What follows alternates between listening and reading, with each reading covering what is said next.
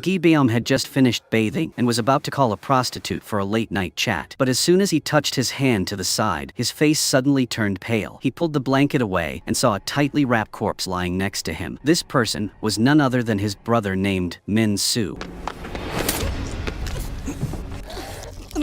She stabbed Gi-beom in the third vertebra of his spine. She asked him if he couldn't move. After saying that, the girl quickly took out a dog chain and wrapped it tightly around his neck. She did this until he fainted. When Gi-beom woke up, he had turned into a perverted murderer. At this time, a group of police officers had surrounded the room, but when the police rushed in, he had disappeared. 15 years ago, Gi-beom was a serial killer who killed 7 people. But in the end, due to insufficient evidence, he was only imprisoned for 15 years for killing 1 person. The court's verdict shocked to the victim's family. Everyone was heartbroken, and they just wanted to punish Gi-beom in the fairest way possible. Police chief rushed to Gi-beom and declared that in 15 years, I will wait for you to get out of prison. In the crowd, there was also a girl who silently witnessed everything. Her eyes were filled with helplessness and anger. The girl's name was Hee-ju, the daughter of a police captain. 3 months ago, after Hee-ju's father finished working overtime in place of chief, he accidentally met the murderer Gi-beom.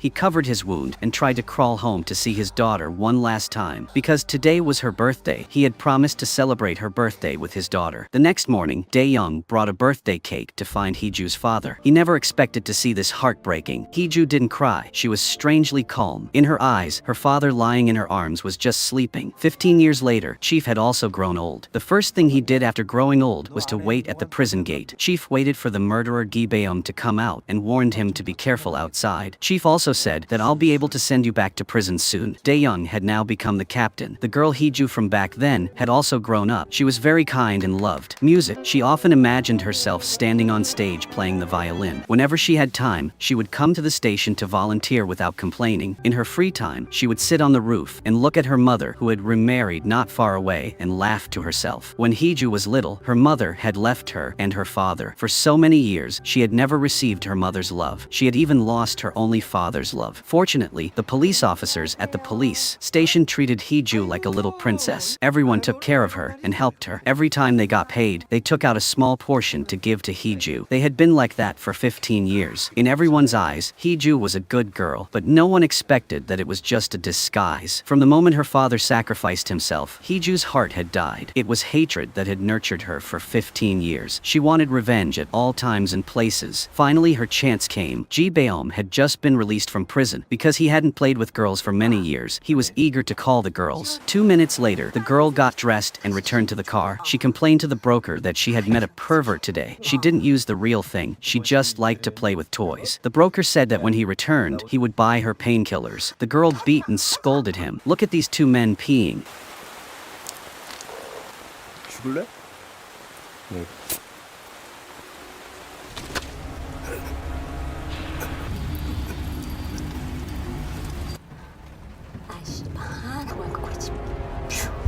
Hee-ju, who was hiding behind, saw the whole scene. She also wondered who helped her take revenge. The murderer Gi-beom had just been released from prison and committed a murder. That's why Chief couldn't help but suspect him. But according to the hotel's camera, Chief saw that there was really no evidence of the crime. There was no other way, so Chief could only let him go. Tonight, Hee-ju saw her mother being abused by the current husband. Hee-ju also kept telling the man that his death was coming, but the man didn't care. He kept thinking that Hee-ju was crazy and talking nonsense. He warned her not to interfere with his gambling at the casino. Hee-ju said the one who should get lost is him. Finally, the time had come when she needed him. He said that she was crazy. She knocked him out. She kept saying that it was on the Sea of Saudi Arabia. Even now, violence and theft are still capital crimes. The law is fair and equal to everyone. The next day, his body was discovered by passers-by and surrounded. Meanwhile, Gi-beom happened to pass by while exercising. He saw that the murder method was exactly the same as his own, so he knew that someone was framing him. He noticed Hee-ju hiding in the crowd.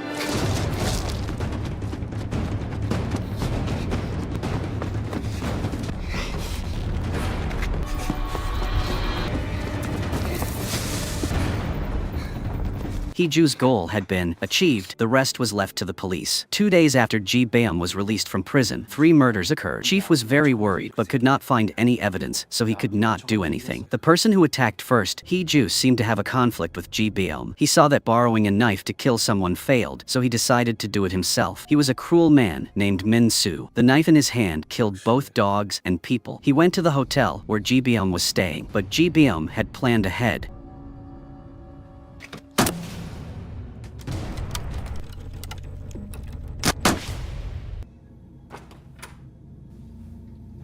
But he did not expect that Chief would come here to sabotage it. Elsewhere, Heeju thought that if her stepfather died, her mother would be able to live better. She did not expect that as soon as she opened the door, she would see her mother's body. Her mother had done something stupid by taking medicine. Heeju was stunned on the spot. She sat in the corner of the house biting her nails and did not know what to do. Her mother passed away quietly. When Heeju returned home, she remembered Min Soo's murder method that night. After analyzing, she discovered that there must have been 2 murderers in the past. One liked to stab, the other liked to slash. The truth is true. They are Min Soo and Gi Beom. The 2 have known each other since childhood. Moreover, the 2 of them also like the same girl. They had a hobby about this when they were young, but at that time, they only found it fun to hunt. After Gi Beom found out that Min Soo was cheating on his girlfriend, he did not hesitate to kill her. Min Soo was in so much pain that he reported Gi Beom to the police. This helped the police, who could not find any evidence, to seize the opportunity. Elsewhere, Heeju at the police station found Min Soo's file. She was sure that Min Soo was one of the culprits. After Min Soo got home from work, he discovered that the lights in the house were not on. He went inside to get a candle, but did not expect that the floor was now covered with broken glass. Looking at Min Soo's expressionless face, you could see how cruel he was. At this time, the lights were on. Sitting opposite him was a girl. After Heeju killed Min Soo, she moved Min Soo's body to Gi Beom's room. Then she took the opportunity to sneak attack Gi Beom. She faked the scene of Gi Beom's murder again. The police arrived in time and arrested Gi Beom at the scene. At this time, after Heeju successfully took revenge, she was very happy to book tickets to a music show. She took out her dress and jewelry to prepare for makeup, but she could not have expected that after Gi Beom successfully escaped, he contacted the fight reporter. He said he was innocent. It turned out that before the police arrived at the hotel, he had already woken up. Then he pretended to be the victim and escaped from the ambulance. Gi Beom's actions made Chief give up. He wanted to arrest Gi Beom, but had no evidence. Heeju came to comfort Chief and said that the only reason why bad guys win is because good guys can't do anything. She meant that the police are useless. She tied the murderer up and threw him on the bed, but the police still let him escape. Elsewhere, Gi Beom went to Min Soo's house. He started to remember this story. The person he wanted to kill was killed by someone else. That person even framed him. He remembered the people he and Min Soo had killed, but he discovered that there was a man among them. Heeju's stepfather, Gi Beom, went to the internet cafe to look for information and found out that the man's wife was the ex-wife of the man he killed years ago. That person had a daughter named Heeju, whom he met at the police station, so everything was clear. The owner of the internet cafe noticed something unusual, so he reported it to Daeum.